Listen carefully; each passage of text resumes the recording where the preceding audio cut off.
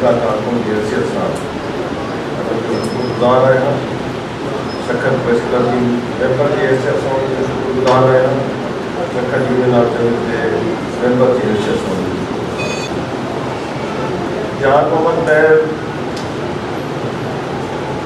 Hyderabad press club میں یہ مجلس سجی ہے جس میں سیاسی سماجی تنظیموں کے قائدین، وکلا برادری، انسانی حقوق کمیشن کے سربراہ، سماجی تنظیموں کے قیادت اور میرے قلم کے مزدور ساتھی موجود ہیں۔ ہم بنیادی طور پر ملک کے ہر باشعور لوگوں کے پاس جانا چاہتے ہیں اور ان کا دروازہ کھٹکھٹانا چاہتے ہیں کہ پاکستان میں شہید جان محمد مہر سمیت مگر اب تک کسی بھی قتل ہونے والے جرنلسٹ کو انصاف مہیا نہیں ہو سکا۔ کیا یہ ناکامی حکومتوں کی ہے؟ کیا یہ ناکامی ریاست کی ہے؟ کیا یہ ناکامی ریاستی اداروں کی ہے؟ کیا یہ ناکامی ہمارے ملک کے خداداد پاکستان کے عدالتی نظام کی ہے؟ اگرچہ دھولے بلائے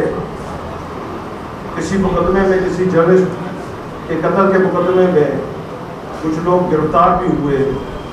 اور نیچے والی عدالتوں نے اگر سے سزا دی تو اوپر والی عدالتوں نے ان کو باعزت کری۔ میرا ذاتی تجربہ اور مشاہدہ یہ ہے، اور میں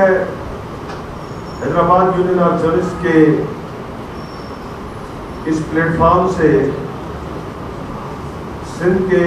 پاکستان کے ان تمام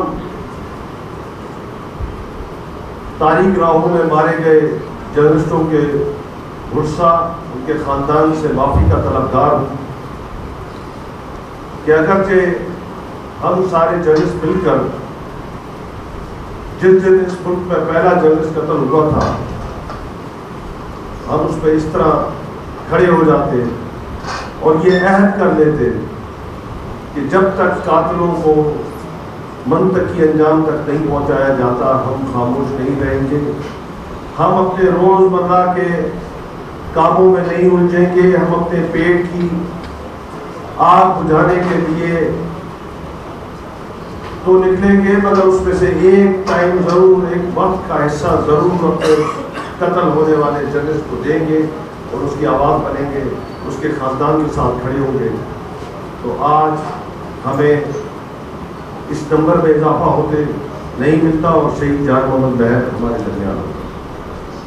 مگر بدقسمتی سے ہمارے ملک میں جب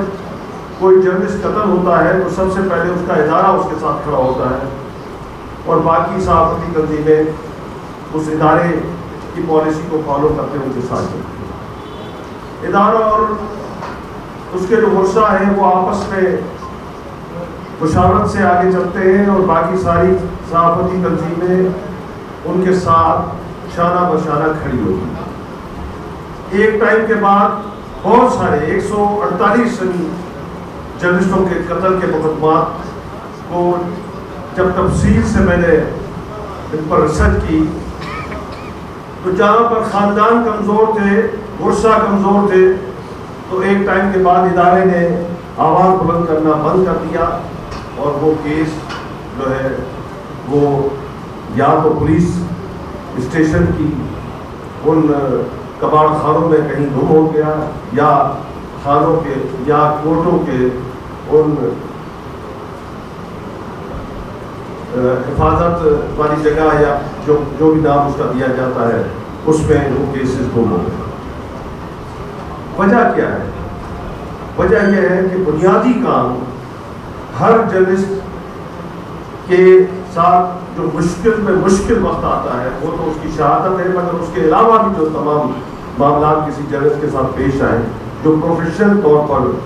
اپنا کام کر رہا ہو اور پروفیشنلی جرنلزم کی وجہ سے اس کے اوپر تکلیف آئے،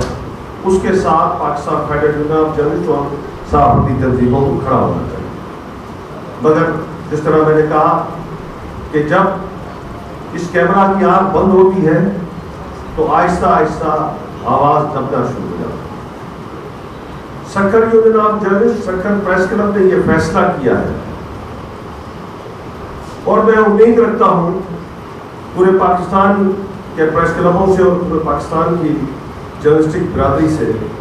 اور بالخصوص Pakistan federation union of journalist سے کہ ہم خاموش نہیں بیٹھیں گے۔ اگرچہ آپ ہمارا ساتھ دیں گے تو آپ اپنے علاقے میں کسی آنے والے ٹائم میں کسی جرنلسٹ کا قتل روک سکیں گے،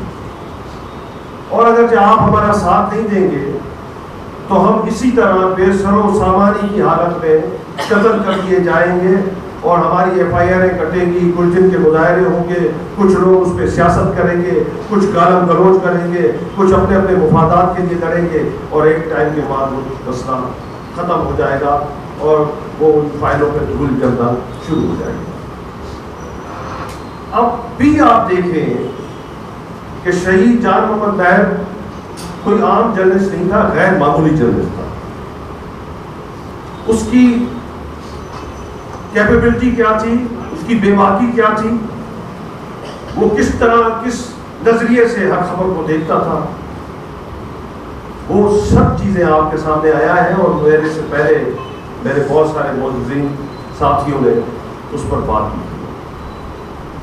مگر میرا مدعا الگ ہے، اس میں میرا مدعا یہ ہے کہ شہید جان محمد مہر کے خاندان کے لوگوں میں سے کسی زمین کا تنازع ہوتا ہے اور زمین کی ٹوٹل مالیت 2 لاکھ روپے ہے اور اس کی کوانٹٹی جو ہے وہ 1 ایکڑ ہے۔ 1 ایکڑ پر سندھ کے اتنے بڑے جرنلسٹ کا قتل سمجھ سے بالا ہے، اس پر ہل چلانے جاتے ہیں۔ اب اس دوران شہید جان محمد مہر کافی عرصے سے شکارپور سے شفٹ ہو کر سکھر آ گئے تھے۔ سکھر میں انہوں نے اپنا گھر بھی بسایا، ماشاءاللہ اللہ تعالیٰ نے ان کو 2 بیٹیوں سے نوازا جو آج کل یتیم ہیں۔ ان کا اپنے اس خاندان سے کوئی اتنا گہرے اور قریبی مراسم نہیں تھے، کبھی کبھی عید بارات میں کوئی جانا ہوا تو ہوا، باقی اس نے اپنی زندگی وقف کی ہوئی تھی اپنی جرنلزم کے لیے۔ اس کو خاندان کے ایک چھوٹے سی زمین کا تنازع بنا کر وہاں پر جب جھگڑا ہوتا ہے اور 2 طرفہ فائرنگ ہوتی ہے، جس پر قتل کا اس وقت الزام ہے شیرو مہر پر،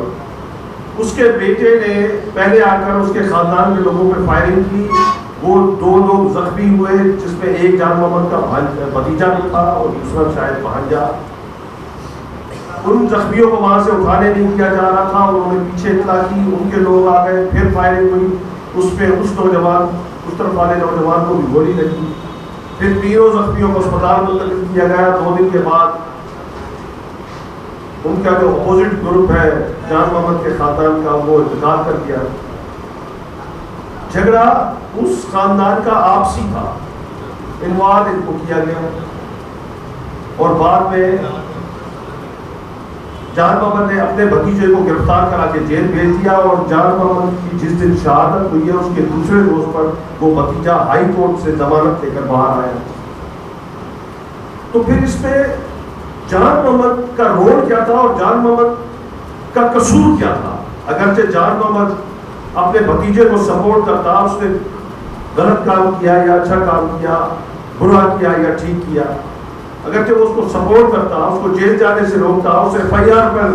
مسلط ہونے کی کوشش کرتا، نہیں کٹنے دینے کی کوشش کرتا، اور اتنا قد اس کا تھا کہ وہ سب چیزوں کو مینج کر سکتا تھا، مگر اس نے نہیں کیا۔ اب اس ایف آئی آر میں جو قاتل ہے اس نے اپنے بھانجے کا نام بھی دیا ہوا تھا۔ اب وہ تقاضا کر رہا تھا جان محمد کے خاندان سے کہ قاتل کا جو بھانجا ہے اس کو بھی یہ لوگ گرفتار کرا کے دیں، وہ ان کے اثر رسوخ میں نہیں تھا۔ لوکل برادری اور لوکل اچھے لوگ بہت بڑی تعداد میں 2-3 دفعہ ہم سندھیوں میں جب بھی کوئی تنازع ہوتا ہے تو ہم اس کو لفظ استعمال کرتے ہیں میڑ، جس میں سید بھی ہوتے ہیں، پروفیسرز بھی ہوتے ہیں، رسپیکٹیبل لوگ ہوتے ہیں،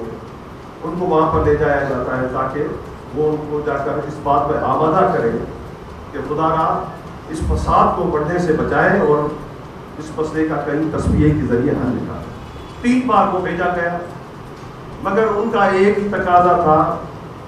کہ ہم نے مارنا ہے تو جان محمد مہر کو مارنا ہے۔ اب یہ نکتہ مجھے پہلے دن سے، جب سے شہید جان محمد مہر کو قتل کیا گیا ہے، تب سے سمجھ میں نہیں آیا کہ دشمنیاں ہم نے بھی بہت دیکھی ہیں، قبائلی جھگڑے ہم نے بھی بہت دیکھے ہیں، اور آئے دن کے یہ واقعات ہیں، رپورٹ کرتے رہے ہیں، 29 سال جرنلزم کو دیے ہیں، کبھی بھی اس طرح نہیں سنا کہ کیا کسی اور نے ہو اور قتل کسی اور کو کیا جائے، جب تک یہ نیکسس نہیں جڑتا آپس میں، جب تک وہ لوگ نہیں جڑتے آپس میں، وہ طاقتور، وہ بااثر ہلکے نہیں جڑتے آپس میں، جو اس پورے کے پورے کھیل کو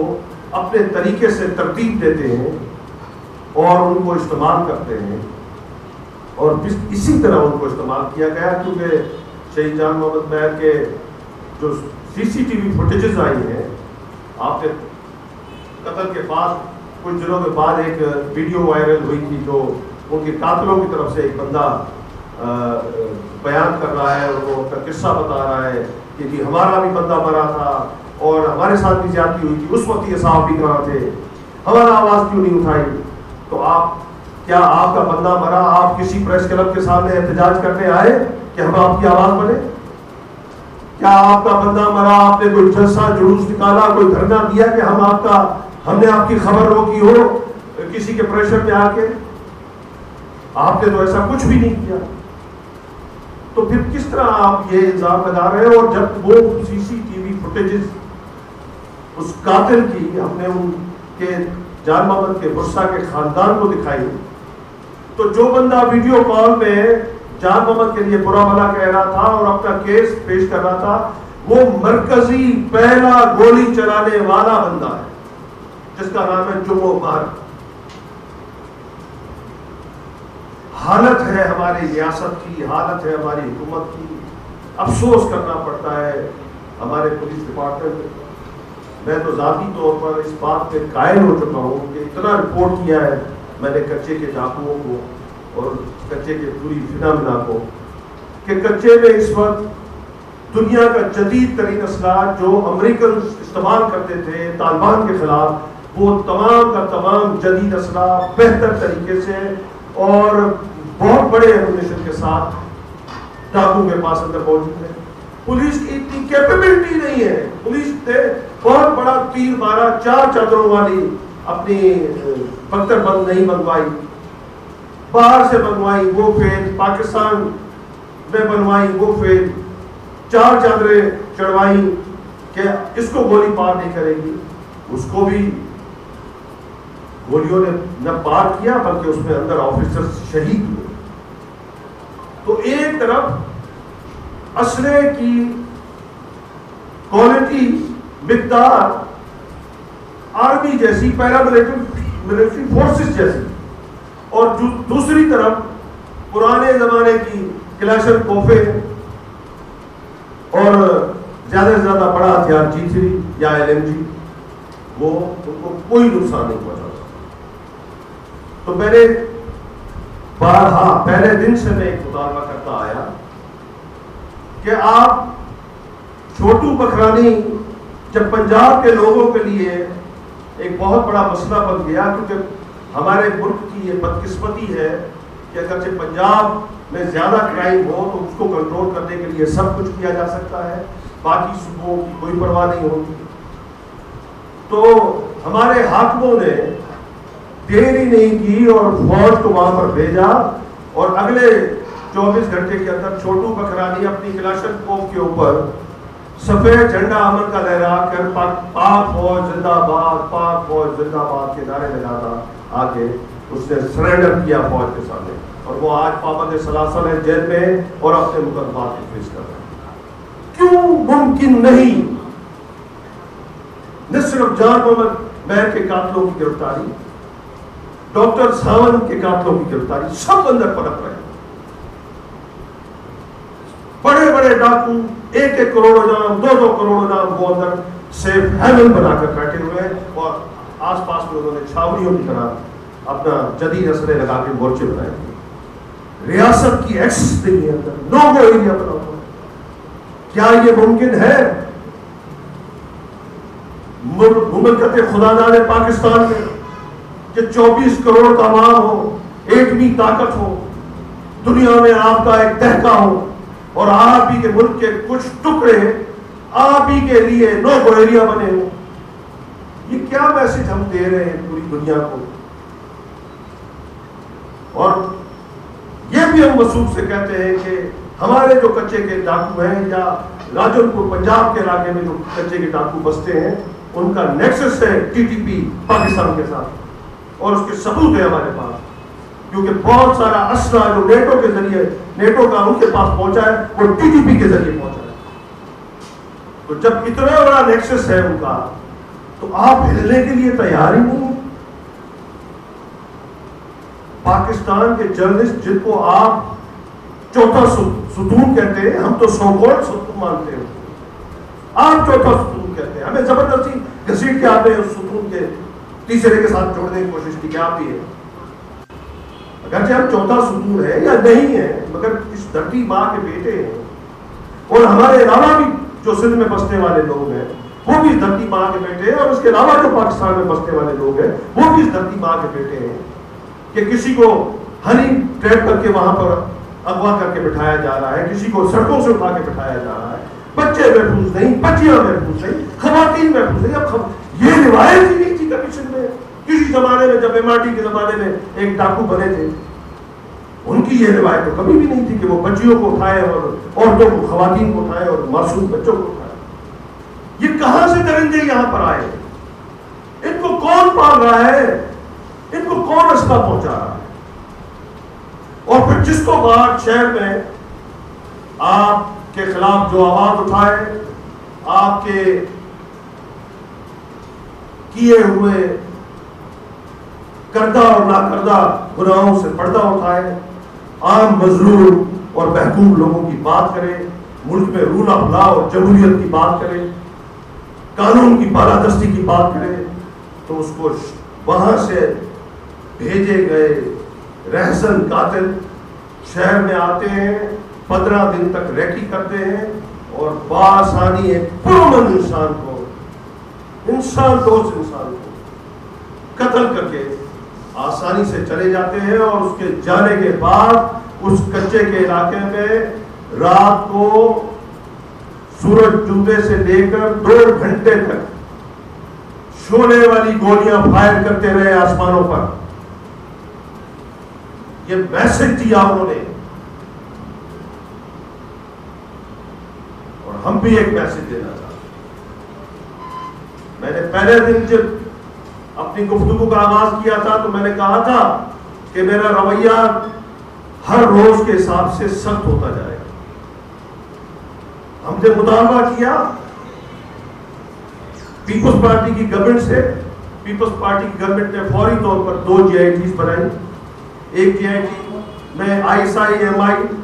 IB और पुलिस, और दूसरी GIT में पुलिस अफसरान सारे शामिल। उन पुलिस अफसरान की GIT सक्खर पहुंची, एक मीटिंग की है उन्होंने। जावेद ओडो साहब GIT हैं, वो उनको हेड करते हैं। बाकी जो दूसरी GIT बनी, जिसमें से हमें ज्यादा उम्मीद थी, हम ये समझते थे जाती तौर पर कि पुलिस किसी न किसी तरीके से दबाव का शिकार होगी। हमारे माशरे में बासर लोगों का बहुत बड़ा असर रसूख है, और पुलिस का प्रॉब्लम ट्रांसफर पोस्टिंग है। बाकी जो 3 इदारे सिंध गवर्नमेंट ने, उस वक्त की सिंध गवर्नमेंट ने शामिल किए, हमें ये यकीन हुआ कि अब इस قتل پہ کوئی کھڑکیل نکلے گا، ہمیں قتل کے محرکات کا پتہ چلے گا، صحیح طریقے سے اس کیس کی امپارشل انویسٹیگیشن ہوگی۔ مگر افسوس سے کہنا پڑتا ہے کہ اس جے این ٹی کو قائم ہوئے آج تقریباً 36 دن ہو گئے، نہ اس کا کوئی اجلاس ہوا، نہ آپس میں ان کی کوئی کوارڈینیشن ہوئی، نہ کوئی گفتگو ہوئی، نہ اس حوالے سے ہمیں کچھ بتایا۔ اب یہ بتایا گیا ہے کہ ایفیکٹس کمیٹی کا اجلاس ہوا، اس میں کور کمانڈر صاحب بھی بیٹھے، چیف منسٹر بھی بیٹھے، انٹیلیجنس اداروں کے صوبائی سربراہ بھی بیٹھے، پولیس بھی بیٹھی، اور اس پہ یہ طے ہوا ہے کہ رینجرز کے ذریعے آپریشن کیا جائے۔ بھائی آپ رینجرز کے ذریعے آپریشن کریں، آپ فوج کے ذریعے آپریشن کریں، آپ سب مل کر آپریشن کریں تو صحیح، کب شروع کریں گے؟ کیا لوگ اسی طرح لٹتے مرتے رہیں گے؟ پھر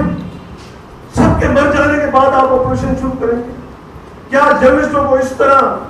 سڑکوں پر قتل کیا جائے گا؟ باشعور لوگوں کو اس طرح اٹھایا جائے گا، سڑکوں پہ قتل کیا جائے گا، پروفیسرز کو اس طرح بے دردی سے مارا جائے گا، معصوم بچیوں کو اغوا کیا جائے گا، ان کے ساتھ اندر ریپ کیا جائے گا، اور آپ بیان پہ بیان، بیان پہ بیان، بیان پہ بیان، کمیٹیوں پہ کمیٹی، اجلاسوں پہ اجلاس، کچھ کرنے کے لیے تیار ہی نہیں ہے۔ جب آپ کرنے کے لیے کچھ تیار نہیں ہے تو یہاں آ کر ہمارے دماغوں میں ایک معصومانہ سا سوال پیدا ہوتا ہے، کیا آپ خود تو ملوث نہیں ہیں؟ کیوں ڈرتے ہیں آپ؟ چند جن کی ٹوٹل تعداد میں پورے وصول سے کہتا ہوں، سارے کا سارا کچے کا علاقہ میرا جانا پہچانا ہوا ہے، اور مجھے پوری کی پوری اندر کی معلومات ہے، سارے کے سارے اندر جو کرمنلز اور ڈکیٹس اور جو ان کے فیسیلیٹیٹرز ہیں، جو اندر رہتے ہیں، جو پولیس کو مختلف مقدمات میں مطلوب ہے یا نہیں بھی ہے، ان کی تعداد 200 سے زیادہ نہیں ہے۔ 200 لوگوں نے پوری صوبائی رجیم کو یرغمال بنایا ہوا ہے، تمام انٹیلیجنس ایجنسیوں اور فورسز کو یرغمال بنایا ہوا ہے۔ کسی کا ضرورت نہیں ہو رہی اندر جانے کو، باہر جاتے ہیں، فوٹو سیشن کر کے آ جاتے ہیں۔ اب کچھ عرصہ پہلے جو نئے ایس ایس پی صاحب آئے ہیں، وہ ایک حد تک گئے، اس حد سے آگے دریا کا پانی آ جاتا ہے، اور دریا اس میں کوئی شک نہیں ہے کہ پانی اس وقت زیادہ ہے، 1-1.5 ہفتے میں بہت کم ہو جائے گا۔ ڈرون سے جو انہوں نے اوپر سے فوٹیجز دی، تو اس ڈرون میں اس قاتل نے اپنے گھر کے چاروں اطراف مورچے بنائے ہوئے ہیں، اور اس کے اوپر بڑی بڑی گنیں، یہ جو ہم نیٹوں کی کہہ رہے ہیں، جس کو عام الفاظ میں وہاں پر دہ چھکا کہتے ہیں، ویسے وہ 12.7 ہے اس گن کا نام، جس کو اینٹی ایئر کرافٹ گن بھی کہتے ہیں، وہ لگائی ہوئی ہے انہوں نے، جو کلومیٹرز پہ مار کر سکتی ہے۔ تو بھائی آپ کو زمینی راستے سے جانے کی ضرورت کیا ہے؟ ہیلی کاپٹر سے آپ کے پاس دنیا کے منجے ہوئے کمانڈوز موجود ہیں، اپنی مرضی سے ٹائم طے کریں، اپنی مرضی سے وقت طے کریں اور کمانڈو آپریشن کریں۔ اس سے پہلے آپ کر چکے ہیں اسی شاملوں میں آپریشن، جس میں آپ نے 7 ڈاکو مارے تھے۔ تو اب ممکن کیوں نہیں ہے؟ یا تو ہم یہ سمجھتے ہیں کہ یہ ہمیں پاکستان کے صحافیوں کو میسج ہے کہ اگرچہ آپ نے سچ بولنا شروع بند نہ کیا، آپ نے اس ملک میں رول آف لا اور جمہوریت کی بالادستی کی بات نہیں کی، پارلیمنٹ کی بالادستی کی بات کریں گے، تو پھر آپ اسی طرح مرتے رہیں گے اور آپ شور بچاتے رہیں گے۔ ہم آپ کے قاتلوں کو فیسیلیٹیٹ تو کر سکتے ہیں، ان کو پکڑیں گے کبھی کبھی۔ آپ تمام ساتھیوں کا شکر گزار ہوں میں۔ یہ جوالا بجھنی نہیں چاہیے، ہمیشہ جگی رہنی چاہیے۔ جان محمد بہر کے کیس کو ہم نے اپنا ٹیسٹ کیس بنانا ہے انشاءاللہ۔ اگرچہ اس میں آپ نے فتح حاصل کی تو میں آپ کو یقین دلاتا ہوں کہ ہمارے آنے والے جرنلسٹوں پر اس طرح کا مشکل وقت نہیں آئے گا۔ بہت شکریہ۔ کبھی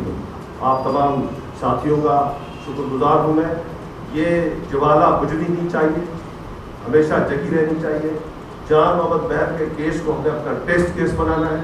انشاءاللہ۔ اگرچہ اس میں آپ نے فتح حاصل کی تو میں آپ کو یقین دلاتا ہوں کہ ہمارے